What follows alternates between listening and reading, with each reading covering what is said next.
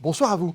Bonsoir Christophe, bonsoir à tous, merci d'être au rendez-vous, même le dimanche sur Monaco Info pour le best-of de la semaine. Une semaine encore une fois, riche en invités et en faits marquants. L'inauguration de la place du Casino par exemple, en présence de la famille princière, ou la réouverture des restaurants en principauté marque une nouvelle étape dans le retour à une vie normale.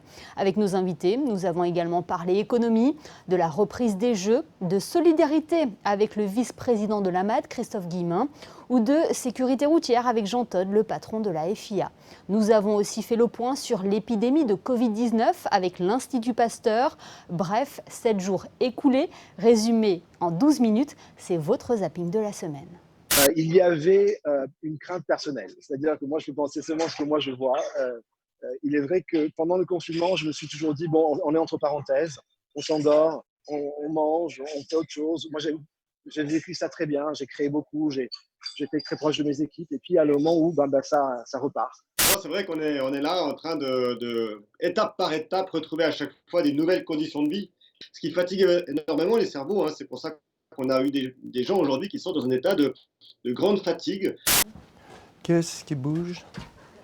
On va démarrer gentiment de façon à pouvoir jouer aussi de la polyvalence des équipes pour ne pas faire rentrer tout le monde en même temps dans tous les établissements. On est obligé de le faire un peu progressivement, tout simplement parce qu'on n'a pas les hommes pour pouvoir tout ouvrir d'un coup. On a dû arrêter d'un coup, évidemment, mais la réouverture doit se faire calmement. Ceci étant dit, on va tous les rouvrir d'ici 10 jours, un par jour plus ou moins. On imagine votre fierté aujourd'hui d'être devant cette sculpture, devant votre casino préféré. Plus que de la fierté, c'est du soulagement surtout, puisque après ces longs mois de fermeture, on va commencer à réouvrir progressivement tout au long de la semaine et des semaines qui viennent. Donc c'est un grand, grand soulagement. Les gens n'ont pas spécialement envie de revenir tout de suite à la vie d'avant. Il y a des gens qui étaient bien en confinement et qui avaient réussi à mettre en place une vie qui leur convenait finalement. Et puis là, on leur dit, c'est bien, tu as réussi, maintenant tu vas rechanger encore une fois. C'est très difficile, c'est très fatigant cognitivement. Il y a toutes les personnes qui se sentaient en sécurité dans le confinement, qui disaient, moi je suis chez moi, je suis tranquille, il n'y a pas de virus. Et là, il faut ressortir dans la rue où on ne sait pas trop ce qui s'y passe. Puis après, il y a toute une catégorie de gens qui veulent un monde différent pour demain. C'est peut-être pour ça qu'on n'a pas cette fièvre acheteuse aujourd'hui, qu'on soit garçon ou fille. Il y a plusieurs phénomènes. Il y a un phénomène psychologique, j'imagine. Est-ce qu'on a l'esprit au shopping, à la fête? Peut-être pas. D'autres ont clairement des budgets réduits, donc on peut poser la question. On s'est tellement battu pour ce retour à la vie. Les gens pensent que parce qu'on ne fait rien, rien ne se passe, mais je peux vous dire que ce n'était pas le cas. Le COMEX a travaillé d'arrache-pied. Je pense qu'on n'a jamais autant travaillé que pendant ces 3 mois. Il y avait des décisions à prendre toutes les 5 minutes. Il y a un certain nombre de personnes qui sont restées sur site, et notamment l'hôtel de Paris qui est resté ouvert. Et il y a beaucoup de gens qui étaient en télétravail. Et malheureusement, il y avait des gens qui ne pouvaient pas venir travailler et qui auraient bien aimé. Le peu de véhicules qu'il y avait pensaient que d'un seul coup, eh bien, la liberté a été retrouvée, qu'il n'y avait plus de contrôle. Donc, ça veut dire excès de vitesse. Et on sait que la vitesse tue. Ça a été douloureux à beaucoup de points de vue, mais c'était la seule manière de pouvoir faire diminuer ce qu'on appelle le taux de reproduction de base de la maladie, le fameux R0. Et maintenant, nous sommes largement au-dessous de 1. Ça veut dire que l'épidémie ne bat plus son plein et est en train de reculer. Aujourd'hui, on a quand même été dans un système où on a perdu un certain nombre de passions. Et l'humain est d'abord des émotions. Et c'est vrai que si on a perdu l'envie d'avancer vers demain, si on a perdu la passion, finalement, qu'est-ce qu'on a? Et c'est toute la difficulté quand on vit une période un peu difficile de nos vies, des crises, c'est qu'en fait, ça nous enlève nos propres émotions, nos propres désirs, nos propres envies. Quand nous avions fermé notre casino, nos casinos, le 14 mars dernier, il y avait vraiment un sentiment de tristesse, à la fois chez les collaborateurs, dans l'encadrement, et puis il était normal, d'après nous, de rouvrir avec une émotion positive. Il y avait un beau slogan « Strong Together ». Et je pense qu'aujourd'hui, la notion d'être ensemble, de réussir ensemble, de faire des efforts ensemble, de penser à si je consomme avec l'entreprise qui est ma voisine, je le faisais peut-être pas avant, est-ce que ça va pas finalement générer indirectement des recettes pour moi, mon partenaire, etc. Donc c'est une philosophie gagnante, win-win. Win-win. Et on va rester ensemble pour réussir cette réouverture et et faire que Monaco redevienne ce qu'il a toujours été. Alors aujourd'hui, la vague a largement reflué.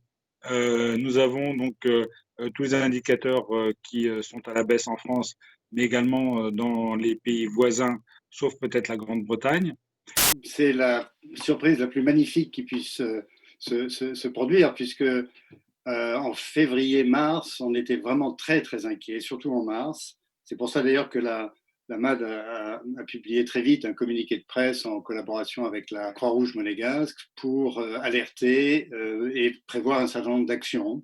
En réalité, pour l'instant, et on espère que ça va durer, la pandémie est passée à côté de l'Afrique. Il y a quelques données qui permettent d'être optimiste. D'abord, on a craint qu'il n'y ait pas d'anticorps post-infectieux qui soient protecteurs. Et en fait, il semble que dans la plupart des cas, même s'ils sont quelquefois d'installation tardive, les personnes qui ont été infectées, même sans beaucoup de symptômes, sont porteuses d'anticorps et d'anticorps qui, au laboratoire, sont neutralisants, donc sont probablement protecteurs. Tous les jours, il y a 3800 personnes qui meurent sur les routes dans le monde. Donc, c'est une vraie pandémie et nous avons le vaccin pour cette pandémie. La deuxième grande interrogation de la part du public, et pas seulement, c'est y aura-t-il une deuxième vague ? Ce n'est pas parce qu'il va disparaître de France ou des autres pays européens pendant un certain temps que le virus ne sera plus présent. Tant que le virus sera présent quelque part, il peut être toujours réintroduit. Il n'y a pas, par exemple, un nombre important de patients en salle d'attente. Donc, il faut qu'il y ait toujours quelques minutes pour que le prochain patient ne rencontre pas le patient précédent. Et donc, du coup, ça a diminué, bien sûr, le nombre de consultations, même si on fait de la visioconsultation. D'accord. On le rappelle, ce test est confidentiel et sur la base du volontariat. Sur la base du volontariat est totalement confidentiel pour le salarié qui seul a connaissance de son résultat.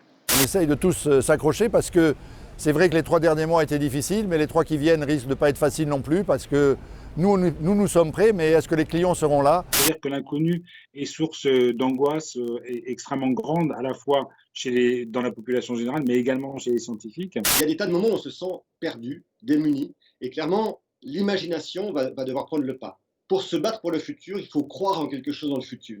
Les gens disent que c'était mieux avant, il faut faire très attention quand on dit ça, parce qu'avant, c'était comme ça. Et puis, juste entre avant et maintenant, il y a eu le camembert au milieu. Il faut sourire avec les yeux, puisqu'on a le masque, tout le monde a le masque est obligatoire. Donc le client est vraiment protégé par tous les plexiglas qui peuvent l'entourer, mais en face de lui, pour le jeu, pour qu'il ait ce plaisir de continuer à jouer, il y a des collaborateurs qui, eux, vont lui permettre, tout en souriant, tout en étant encore dans l'empathie, mais la protection, de le faire jouer comme il le souhaite. Est-ce que ça implique une augmentation de vos tarifs ? Absolument pas. D'accord. Non.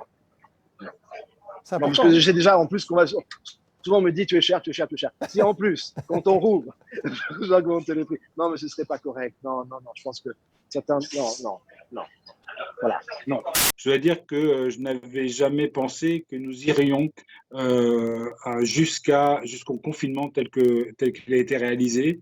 L'ampleur de sa diffusion, mais surtout de la réponse qui a été nécessaire, m'a surpris, m'a étonné.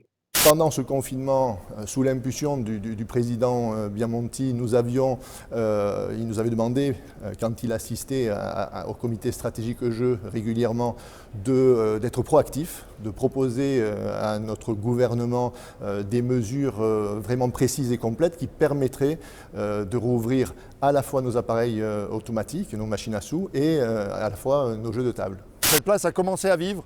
Et on voit la vie s'installer petit à petit. La seule chose qui n'est pas encore là, ce sont les voitures garées devant le casino. Et donc, quand on arrivera à ça, on reviendra vers le mythe. Nous sommes Monaco, la destination en Europe qui est dans les premiers à ouvrir toute son offre de jeux.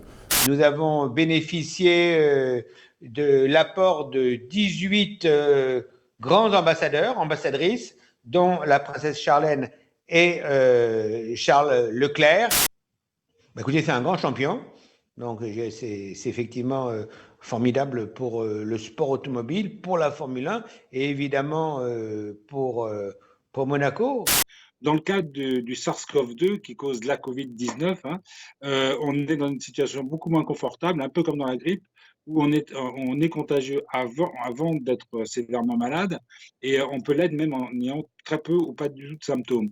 Et donc, je pense que ce virus, lui, a réussi son introduction chez l'homme, et nous avons beaucoup de mal à nous en séparer. C'est une campagne unique, et en fait, ce qu'on ressent vraiment pour tous les gens qui viennent, qu'ils soient positifs, négatifs, que ce soit pour eux ou pour leurs enfants, c'est vraiment une immense satisfaction d'avoir pu faire cette démarche. Que du bonheur! Et pourvu que ça dure, Christophe Pacaud sera d'ailleurs de retour aux commandes de votre JT demain. Quant à moi, je vous retrouve jeudi sur Monaco Info. Belle soirée à tous.